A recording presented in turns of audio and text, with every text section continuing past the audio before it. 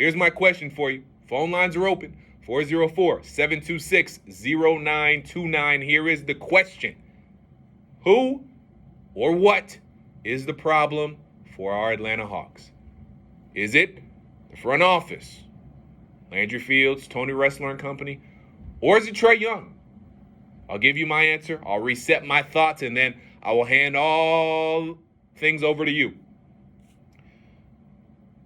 We as Hawks fans, we have griped, moaned, complained, and we have begged Tony Ressler to spend money, to be aggressive in free agency. We have wanted Landry Fields to be aggressive, make some moves in free agency, not only this year, but in years past.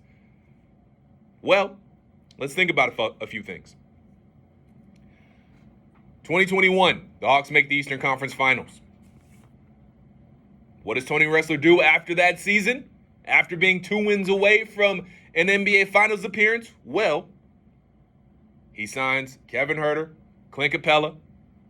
It wasn't that offseason, but eventually he does sign John Collins. The point being, after the 2021 season, Tony Ressler, the Hawks majority owner, did what he had to do to make sure that 2021 Eastern Conference Finals Hawks team had the opportunity to run it back.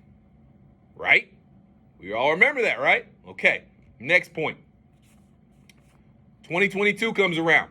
That 2021 team runs it back. It's underwhelming. Hawks are outed by the Miami Heat in the first round of the playoffs. The Heat bombard Trae Young. They hound him. Double team him every chance they get. Take the ball out of his hands. Make sure he's not the one that's destroying the Miami Heat.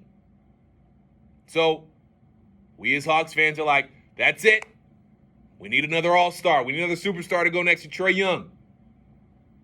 What does Tony Ressler do? Well, Trae Young, he says, get me DeJounte Murray. I want DeJounte Murray. Handpicks DeJounte Murray, if you all remember, right? Travis Schlenk, the GM at the time, he's like, I don't know if I want to give up 3 first-round picks to the San Antonio Spurs for DeJounte Murray. I don't think it's worth it. I don't think we should do it. Tony Ressler's like, bump what you say. My young star wants DeJounte Murray. We're giving the San Antonio Spurs 3 first-round picks to go get DeJounte Murray. And Travis Schlenk, if you don't like it, I'll demote you so far down the totem pole, you'll go to the Washington Wizards. So that's what happens. Travis Schlenk, a very good GM, leaves. By the way, he's the one that put that 2021 Eastern Conference Finals team together. He leaves. DeJounte Murray comes in. We hear about Trae Young and how he's going to play more off ball. We think he's going to be more like a Steph Curry, running off the ball, catch and shoot. We're like, man, this is going to be great. DeJounte Murray's a great defender as well. He can make up for some of Trae Young's liabilities in the backcourt on defense. This is going to work, and it's going to be great. This is what we needed right here. This is the move. We think Trae Young, again, is going to play off ball, make it work between him and DeJounte Murray, who we knew was more of a point guard coming in.